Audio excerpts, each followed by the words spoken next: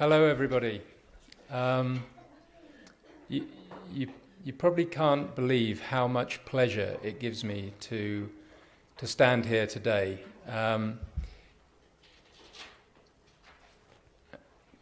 The meeting that we've just started is it's an incredible milestone in a journey that's taken about 4 years from when we first started thinking about this to what we're doing here today. And if you told me 4 years ago that we'd have an amazing group of MPN advocates from literally all over the world in a room in a hotel in Belgrade, I wouldn't have believed you. It's taken a while to get here, I'll admit that, and it's been a somewhat uneven path to get here. But the fact that we're all here, I think, is an incredible milestone, and I'm really, really pleased to see everybody here, and I'm so grateful that you've made the time and taken the effort to come.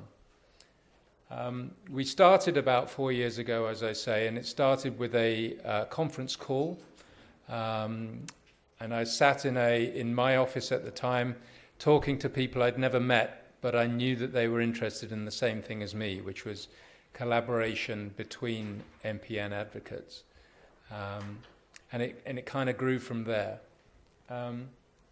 Now, the idea was to essentially create a platform where we could collaborate and share. Okay, and that's the main thing about what we're doing here today. I think where we've got to now. I mean, I don't think we should really dwell on the kind of the path that's got us here right now. We don't need to dwell on that, but what I think we have now, simply because you're all here and that you've all made the effort to come, okay, I think we have something really sustainable now. Something sustainable, and it has an energy. And one of the things I want to achieve this weekend is to exploit that energy and that commitment that you guys represent, okay? So my name is John Mathias. I'm an MPN patient myself. I was diagnosed in 1998. I've been one of the really lucky patients in a way. Lucky for many, many reasons. I'm coping reasonably well with my illness. I'm under the amazing care of some incredible doctors. I respond well to the current treatment for my illness. I'm an ET patient. So as far as having a life-changing blood cancer is concerned, I'm at one end of the spectrum, okay? Well, one of the things that got me involved in patient support and advocacy from the very beginning was my recognition that I am at one end of that spectrum. And there's so many people who are at different points in that spectrum who really need the work of people to help them, to give them support and to advocate on their behalves. And I'm sure many of you are in the room for similar reasons. Okay, so before we get started on all the important stuff, I just need to cover off a few kind of practical things about how the conference is going to run. So the first thing you may have noticed when you kind of registered was that there's kind of two things going on at the same time here. There's two Horizons conferences taking place right now, okay? So in a room just that way, a few meters, there's a counterpart of mine from another branch of blood cancer, okay, CLL, and they're having a very similar conference, okay? They're a group of advocates from all around the world talking about similar things to us. Now, clearly, their illnesses differ to ours, so their medical sessions are going to be separate, but we're all coming together to talk about the advocacy topics, okay? Therefore, we need a bigger room. So we'll be joining them in their room, which is just literally a few meters down the road. I think it's called Atlantic or Pacific or Atlantic Pacific or something. Where are we? We're in the Adriatic, right? Is that right? So a bit smaller. So we need an ocean for the for the bigger sessions. So we're going to move when we have the advocacy sessions. We're moving down the hall a few meters. Okay. Excuse me. Second thing, we're live on social media. Okay, so the screen that you can see on to the right as you're looking at me, okay, is the live activity on social media as we go through the conference. This is slightly experimental, so we're hoping to pick up tweets on Twitter and also posts on our Facebook page. So our Facebook page, if you're not aware of it, is called Global NPN Advocates Network, and the hashtag for Twitter is NPNCLL16. Okay, so if any of you are kind of social media friendly, please say things on the Facebook page or make posts on the using that hashtag. Okay, whatever those things are, they'll be displayed. Okay. Next thing is, as you may have noticed on the way in, just outside the door, we have some incredible posters that many of you have brought to the conference and are being displayed outside. Okay. What I would like is that before the end of the conference, if you could each vote on which poster you like the best. Okay. And on the Sunday, I can't remember exactly what time it is. Giora, can you remember? Between 12:30 and 1 on Sunday, we'll be announcing the prize for the best poster. Okay, so take a little bit of time to read through all the posters. Take one of the voting slips. Please, only one for each delegate, and vote for your favourite one. If one of the posters is your own, feel free to vote for your own, but please only vote once. Okay. Last practical thing is, I know many of you will be here representing MPN organisations from where you come from. Many of you may have brought materials that demonstrate the work that you're doing and the activities that you're involved in. There's an opportunity to display those, and we have a couple of grey tables just on the outside of the room here. So feel free to take up some space on those tables for your own materials if you brought them with you. Okay. So there's a few practical things. I'm just monitoring my time here. I've got a little time display. So first thing, I'd like to put out some thank yous right now. Most importantly, I think, to our sponsors. Okay, Novartis have been an amazing supporter of our activity from the beginning. Gilead and Incyte have joined us more recently, and we've also had significant funding help from Baxalta Shire, CTI, and the Leukemia and Lymphoma Society of the US. Okay, so major thank you to our sponsors. If you see our sponsors around in the conference, they're the ones with the blue lanyards around their neck. Please be polite to them. Obviously, without their help, we wouldn't be able to create events like this. And it's incredibly important that they're doing that. Okay, so I'm really grateful to all of our sponsors. Secondly, our steering committee, who've managed to plan this event, and I think you'll agree that the initial impact when you see all the things that we've arranged here is really phenomenal.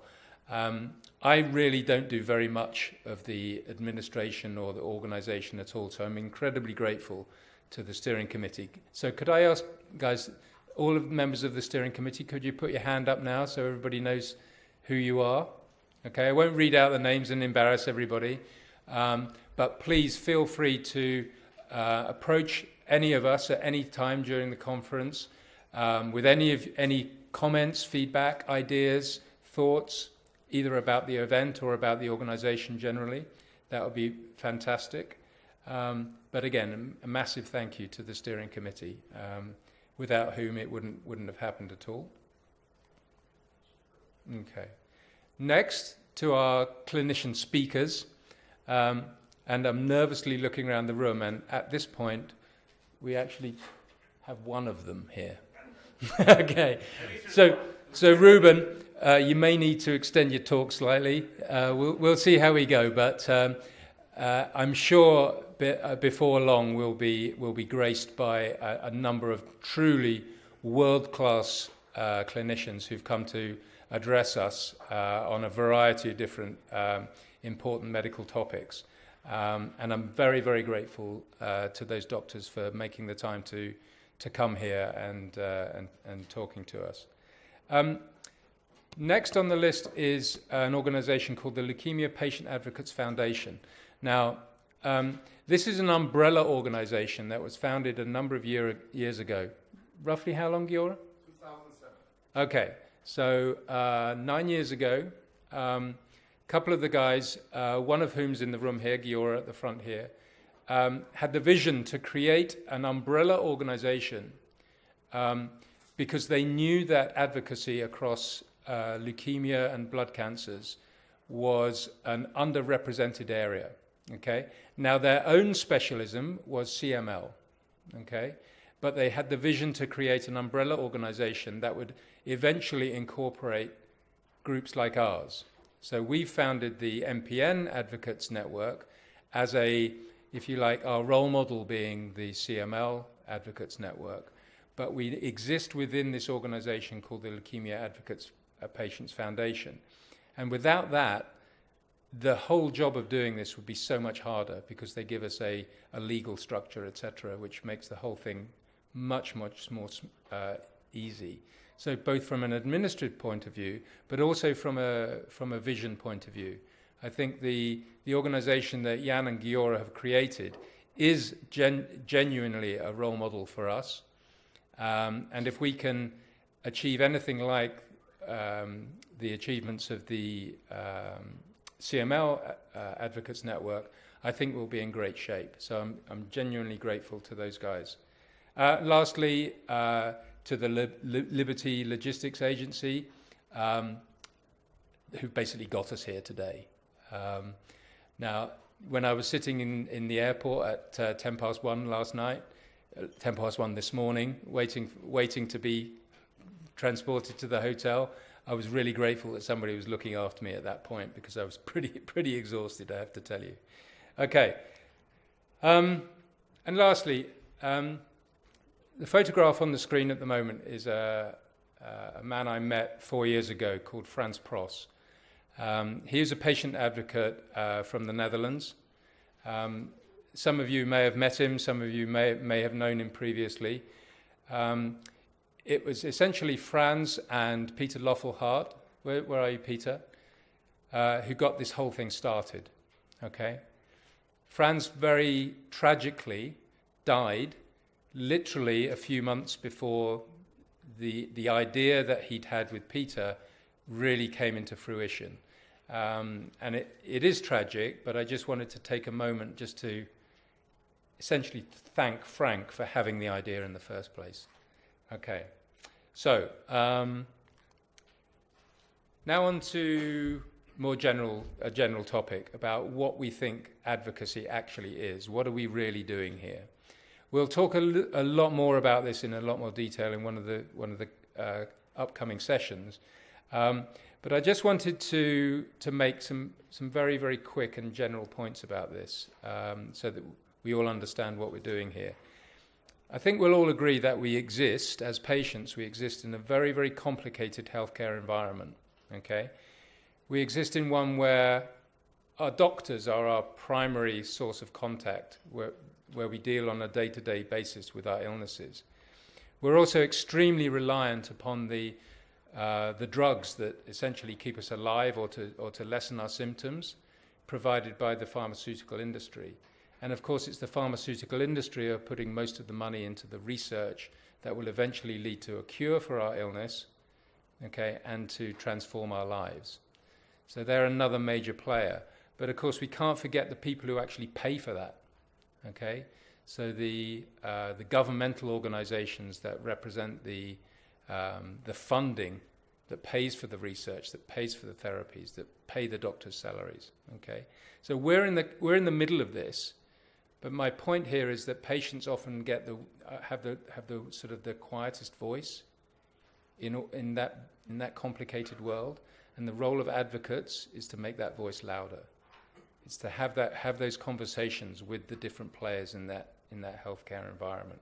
Now we'll come back to this specific point in one of the future sessions, but that's the kind of the positioning that I'd like us to think about for advocacy generally. Okay. So, to finish up with, Our goals, I think, this weekend are very, very straightforward. Okay.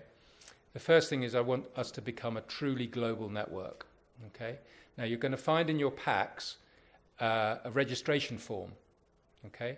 And the registration form is a very important document, because what I want to do is this weekend to ensure that every patient group that is represented here this weekend becomes a member of our network. Okay. It's a very, very straightforward commitment. There's no money involved. Okay. It's simply to say, I agree with the aims and the goals of the network, and I want to be part of it. I want to represent the patients.